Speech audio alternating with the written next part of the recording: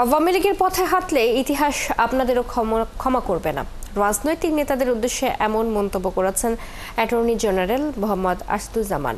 বুধবার দুপুরে ঝিনাইদহে জুলাই আন্দোলনের যোদ্ধাদের সম্মাননা অনুষ্ঠানে প্রধান অতিথির বক্তব্যে কথা বলেন তিনি আরও বলেন, আওয়ামী লীগ গুম, খুন, মামলাবাজি, টেন্ডার বাণিজ্য ও নির্বাচন ব্যবস্থাকে ধ্বংসের মাধ্যমে ফ্যাসিবাদ কায়েম করেছিল, তাই আজ হারিয়ে গেছে।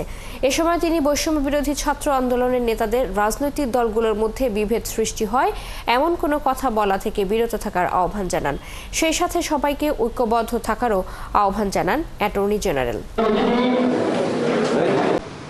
আওয়ামী লীগ যে দখলদারির সাথে জড়িত হয়ে পড়েছিল, আপনারা সেই পথে যদি কেউ হাঁটেন, সেই পথ কিন্তু অন্ধকার পথ, কানাগলি পথ, সেখানে হারিয়ে যাবেন, যেমন হারিয়ে গেছে এইখানে আওয়ামী লীগের অজস্র নেতাকর্মী।